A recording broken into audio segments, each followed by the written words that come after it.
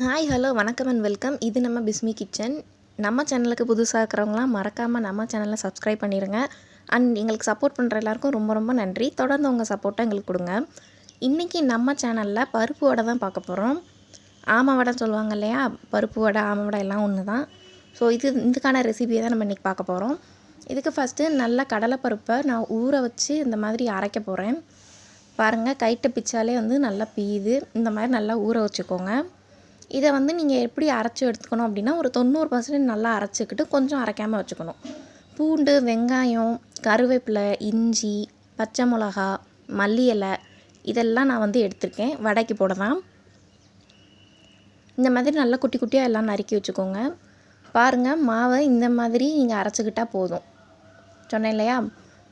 So இதில் நம்ம எல்லாத்தையும் மிக்ஸ் பண்ணி போகிறோம். ஸோ எல்லாத்தையும் இந்த வெங்காயம், பச்சை மிளகா, கொத்தமல்லி, கருவேப்பிலை, பூண்டு இதெல்லாம் சேர்த்துக்கலாம். இது கூட கொஞ்சமாக பெருஞ்சீரகம் சேர்த்துக்கோங்க. ஃப்ளேவருக்காக நல்லாயிருக்கும். ரொம்ப சேர்த்துறாதீங்க, அப்புறம் ஃப்ளேவர் ரொம்ப தூக்கிடும். கொஞ்சமாக சேர்த்துக்கோங்க. அதுக்கப்புறம் தேவையான அளவு உப்பு சேர்த்துக்கோங்க. இதோட கொஞ்சமாக பெருங்காயத்தூள் சேர்த்துக்கோங்க. இதெல்லாம் சேர்த்து நல்லா பிசைஞ்சு வச்சுக்கோங்க. அவ்வளோதாங்க, வடை போடுறதுக்கு அந்த வடை மாவு ரெடி ஆயிடுச்சு. பாருங்கள், சூப்பராக ரெடி ஆயிடுச்சு. இப்போ ஒரு கடாயில் எண்ணெய் எடுத்துக்கோங்க. எண்ணெய் காஞ்சதும் வடையை தட்டி நம்ம போட ஆரம்பிச்சிடலாம். உங்களுக்கு எந்த அளவுக்கு வேணும், பெருசாக வேணும்னா இன்னும் கொஞ்சம் எடுத்துக்கோங்க, குட்டியாக வேணும்னா இந்த அளவே போதுமானது தான். நல்லா லைட்டாக இந்த மாதிரி வட்டமாக தட்டிக்கோங்க. தட்டிட்டு மிதமான சூட்டில் போட்டு பொரிக்க ஆரம்பிங்க. மீடியம் ஃப்ளேமில் தாங்க பொரிக்கணும். அப்போ தான் உள்ளே இருக்கிற மாவும் நல்லா வெந்திருக்கும். ஹை ஃப்ளேமில் வச்சிங்கன்னா வெளியே கரிஞ்சிரும். அதனால் சீக்கிரம் எடுக்கிற மாதிரி ஆயிரும். பின்ன உள்ளே வெந்திருக்காது. அதனால் கொஞ்சம் மீடியம் ஃப்ளேம், லோ ஃப்ளேமில் வச்சு, ரொம்ப லோவாக வைக்க வேண்டாம், ரொம்ப ஹையாகவும் வைக்க வேண்டாம். மீடியம் ஃப்ளேமில் வச்சு மிதமான சூட்டில் வச்சு நல்லா பொறுமையாக பொரிச்சு எடுங்க. பொரிக்கும்போது வீடே மணக்கும். கண்டிப்பாக எல்லோரும் ட்ரை பண்ணி பாருங்கள்.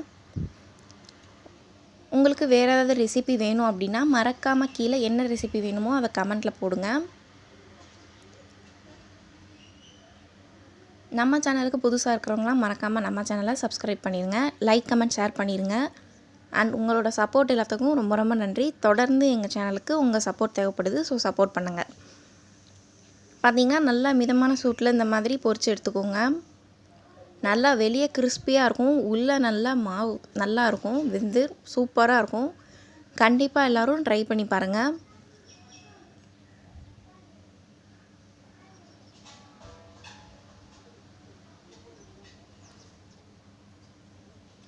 சூப்பராக ரெடி ஆகிடுச்சு பாருங்கள். உங்களுக்கு எத்தனை வடை வேணுமோ அதுக்கேற்ற மாதிரி போட்டுக்கோங்க. மிச்சம் பேட்டர் இருந்தது, அந்த மாவு இருந்ததுன்னா கூட நீங்கள் ஃப்ரிட்ஜில் ரீஸ்டோர் பண்ணி வச்சுக்கிட்டு அது உங்களுக்கு தேவைப்படும் போது அதை பொரிச்சு எடுத்துக்கலாம். மாவுலாம் கெட்டு போகாது.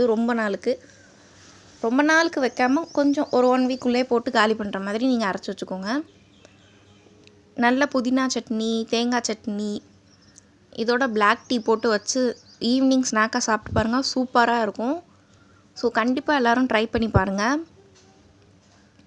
நல்லா பிள்ளைங்க ஸ்கூல் விட்டு வரும்போது சுட சுட வீட்டிலே போட்டு கொடுங்க. கண்டிப்பாக எல்லோரும் விரும்பி சாப்பிடுவாங்க.